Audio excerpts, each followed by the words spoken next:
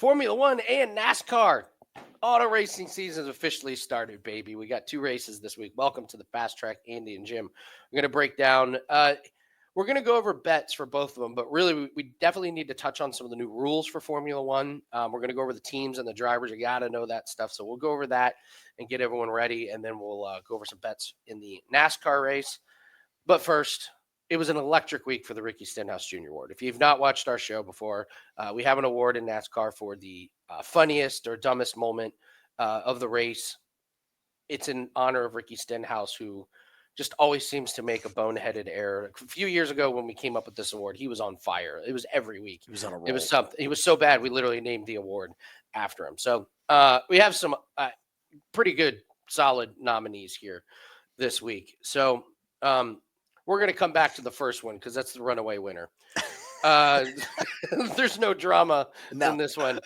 Logano gets penalty for illegal start. By the way, I've seen 37 illegal starts way worse than what Logano did. He went and touched the yellow line. Well, how about the amount of times where the guy in second place takes off before the guy in first place or pinches him down?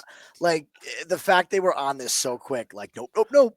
It's so funny. But also, Joey, point your car in the right direction. You're a veteran. There's a marker there. There's like literally a little reflector. Yeah. Right there to not hit. Yeah. Good job, Joe. Gibbs gets into Haley, takes out a ton of cars. I always love when NASCAR does this when they realize that they haven't interviewed a black person other than Bubba Wallace in a while. Mm-hmm. So they find someone. This was the reach of reaches. They interview the jackman of Christopher Bell's pit crew in the middle of a race. When have you ever seen them interview a jackman in the middle of a race? Maybe if something specific like I've seen them interview pit crew guys when they get hit.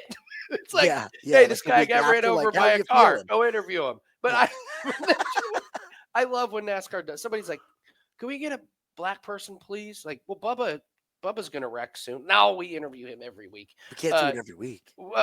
Christopher Bell's Jackman. Go interview him.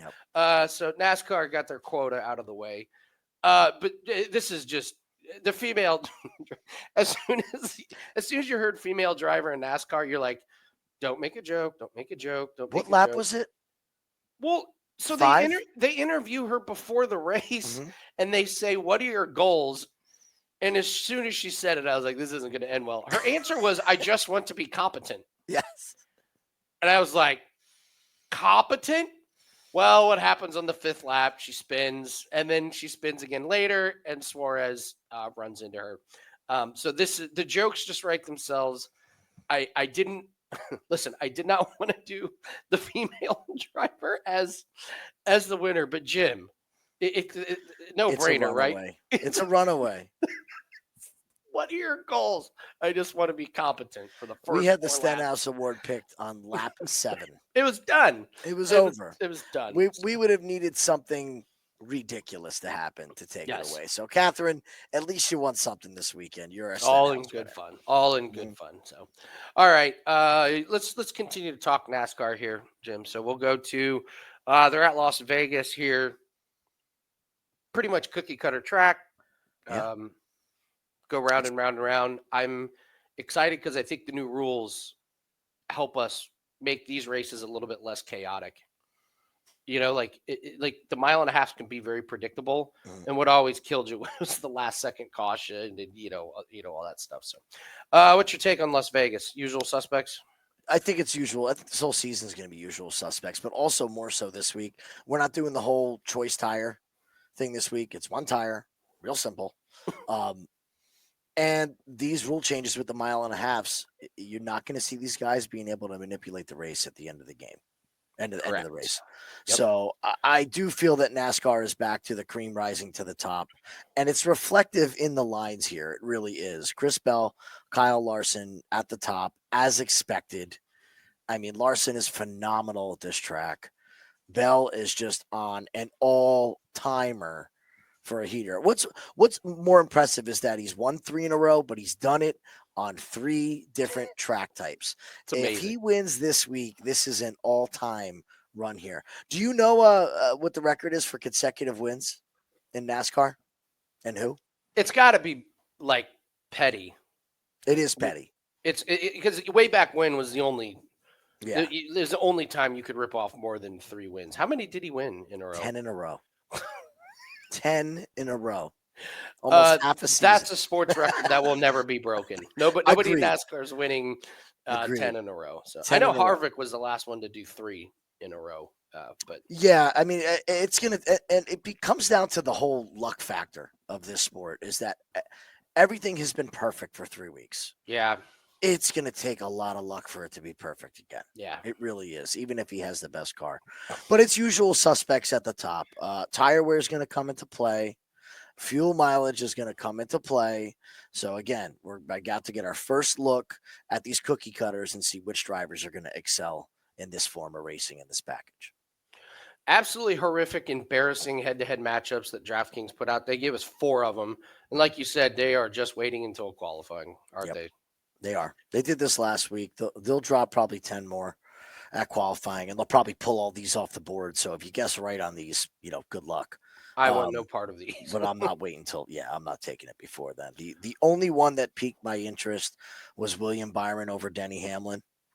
William Byron is just a picture of consistency, isn't he? Yeah. He makes all the right decisions, and really Hendricks as a team, they just make the right decisions. They're there at the end.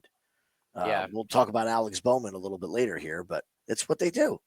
They find ways to stack points. They get their points at the beginning of the year, and they're set up for the playoffs. Yep. I don't really have anything else for top car winning manufacturer. Still the same. Well, if we go to top car, let's go to manufacturers. Okay. Oh, that's under fastest laps now. Top car. There it is. There you go. Top Chevy. Don't even try to figure out the fastest lap thing. No. You have no idea what's happening there. No. Toyota. So you have Bell as the favorite. Reddick here. Can I interest you in a sprinkle on Chase Briscoe? So he's in Martin Truex's car here, the 19, which has always run fantastic here. Okay. He's had the speed.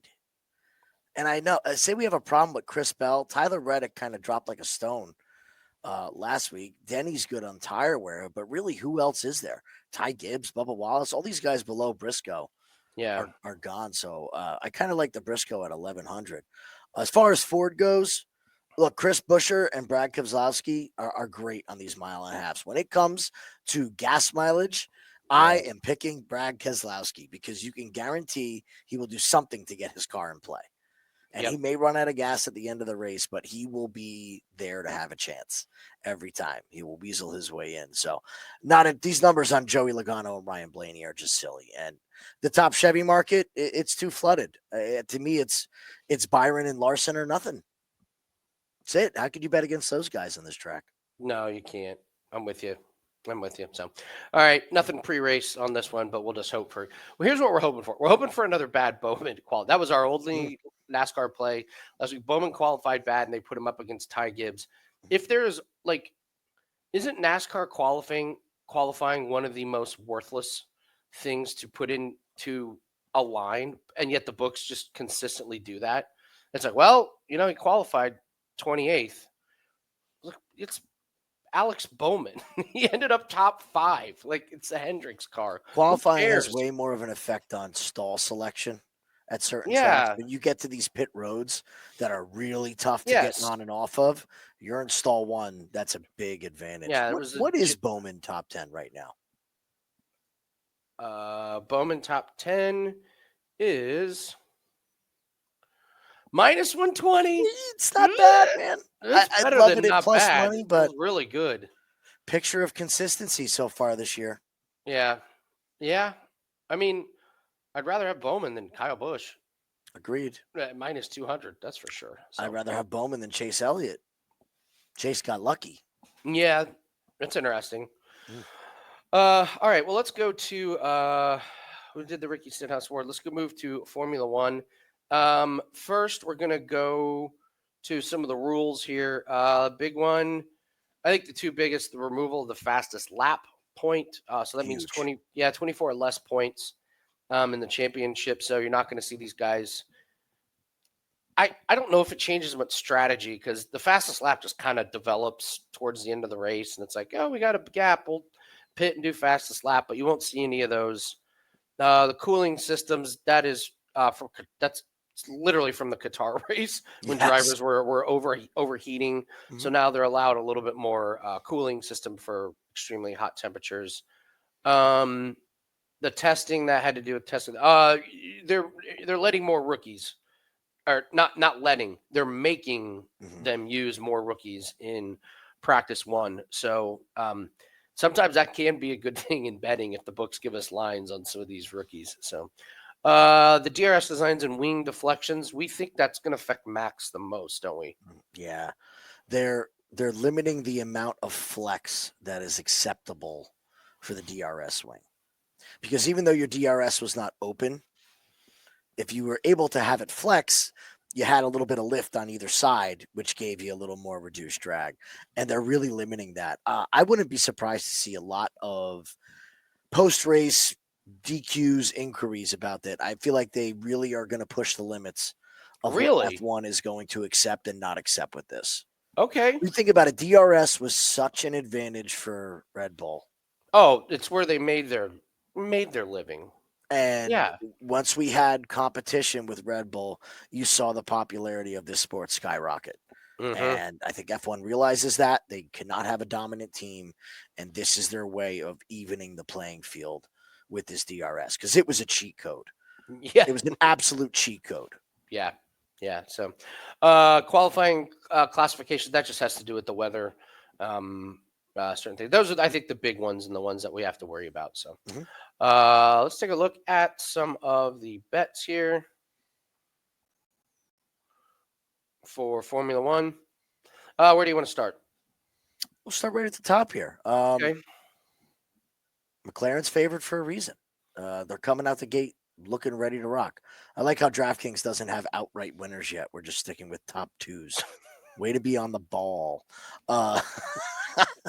So this Max being third, I got to tell you, man, I have not seen anything from Red Bull that shows me that Max is A, happy with the car, and Mm-hmm. B, that they are fast enough to challenge for a win Yeah. or even a podium.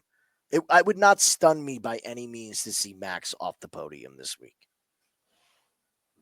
That's my biggest takeaway from the outrights. I could see somebody squeaking in front of him. I just don't think that they're going to have it to start the year.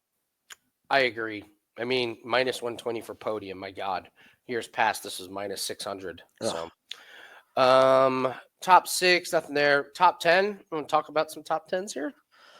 Well, we kind of talking about the Williamses, right? So Yeah. we have Carlos Sainz at 225. That's a great parlay piece in my opinion. Actually, I'm gonna stop you right there. Let's do this.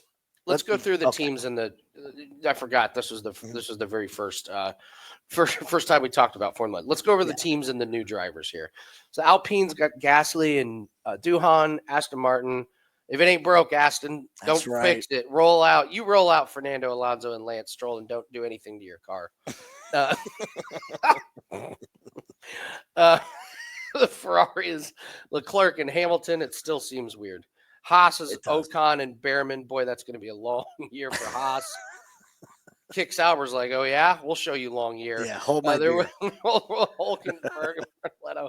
McLaren, they're going to have a lot of explaining to do if they don't win this championship. Agreed. Piastri and Norris. Mercedes is rolling with Russell and Antonelli. Racing Bulls, Hadjar, who I know nothing about, and Sonoda. Red Bull Racing, Verstappen and Lawson. I mean, do you think Verstappen is just like, am I ever gonna have a partner? Is anybody gonna? He's like the Joe Burrow of F1. It's him and nobody. Can you guys get me an offensive line? Verstappen's like Perez, and can you get me anybody that can run top 6? I know Liam Lawson's good, but it's gonna take him a while, and this is a different animal, isn't it? Yeah, it just these cars are two totally different cars. Yeah, absolutely. So those are your teams, and Albon and Sainz is interesting. All right, so let's go back here. So you had double top 10. Looking at the Williams here, Mhm. plus 110. I think this is an interesting one. You're going to put McLaren and Ferrari, and for me Mercedes, but then I remember it's not Hamilton and Russell anymore. Exactly. It's not those guys. So who are the guarantees? It's McLaren, it's Ferrari. I think it's Verstappen. I think it's Russell. After that, It only gets you ah, to 6. yeah. That So gets you to 6. to get the two Williams, they've been pretty good.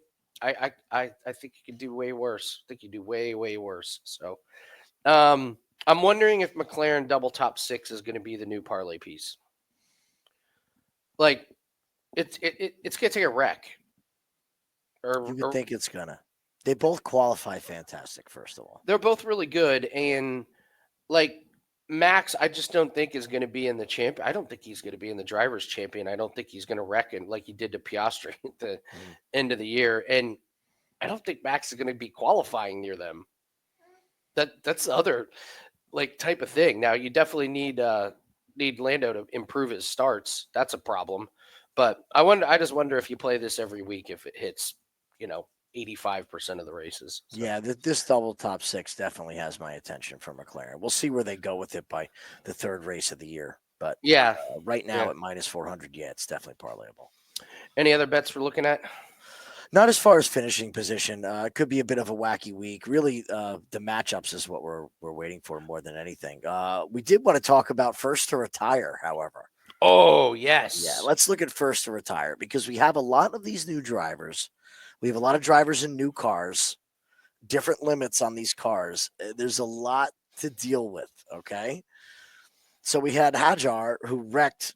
They're still putting his car together as we speak, as we record this video. Plus 900 for tire first. Who knows if he's getting out into P3? I don't know if we're going to be ready for qualifying. How's he going to run in the race? Yeah. Oh, wait, no, he wasn't racing Bulls. I'm sorry. Who was it from Haas? Ocon and Bierman. Was it Bierman that crashed? I'll have to double check that, but go back and look with some of these guys, man. I think a lot of cars to retire early in the season is a distinct possibility. I mean, we had 4, 5 cars in the gravel in practice. Lance Stroll took a stroll on the grass for a while, which he seems to do every race. Personally, I think playing Lance Stroll first to retire every week is a profitable endeavor. He definitely has a shot. Yeah, every week to be the first one. Yeah, plus 2,200, you only need it to happen once. Yeah, and yeah, you're there. So, I like it. I think those are interesting. So we're obviously recording this before qualifying. So if you want all of our plays, they are over at Wager Talk. I was like to show you guys how we're doing. 2025 record, we're up 63 units, 9.1% ROI. Profitable in every single year in auto racing since being at Wager Talk. So golf and auto racing, never had a losing season. So really proud about that. And you can get all of our plays. If you're interested in something long-term, we're still running our 365-day special, knocked down to only $99 per month. These are the plays that we use to build our own bankroll. These are plays that we bet. If we put out a play, we are betting it. We've been up 93 units in 2023, 127 units in 2024. We're already up 63 units this year. So this is a business. Our bankrolls are businesses, and we know yours are as well. So if you're interested in joining us, go to wagertalk.com. And if you're interested in joining our Discord, that is free. I'll put a link in I'll put a pinned link in the comment section. You go in there. A lot of like-minded people that treat their bankroll like businesses as well. A lot of free plays in there. So I encourage everyone to take advantage of that. All right, Jim. Do we have anything else you want to go over? No, I just want to say, here we go. Look, F1 is profitable. Your profit is in the matchups, in my opinion, with F1. I think it also can be with a lot of these plays that you're going to see consistently week to week to week coming out at the same time. Yeah. We're going to stick to our guns as far as that goes. But once these matchups drop out, the other thing that I will say is be ready on the start times of these races. Okay. It is going to change weekly. All right. You have to be ready what do we get? Maybe 20 minutes to a half hour before a race, before the matchups are released. So It's prepared. frustrating. We're We're like, frustrated. yeah, we're literally refreshing like an hour, half hour before Yeah. qualifying and for the race. But set your notifications so you get notified. Like tonight, qualifying's at 1 a.m. So guess what? Plays are probably going to come out at midnight Eastern time. I apologize. It's just the nature of the business. So just like anything else, can't always be perfect, but we'll try It's to do worth much it. better. F1 is worth it. Absolutely. This is a sport 100% you need worth to it. be in on. Yes. Yeah, for sure. So, all right, guys, that's going to do it for us. Don't forget to hit the like button and subscribe to the channel. Leave us a comment. Tell us who you like this week. Give us some Stenhouse Awards in the comment section as well. We always love those. So, all right, good luck on your plays, and we'll see you everyone later. See you guys.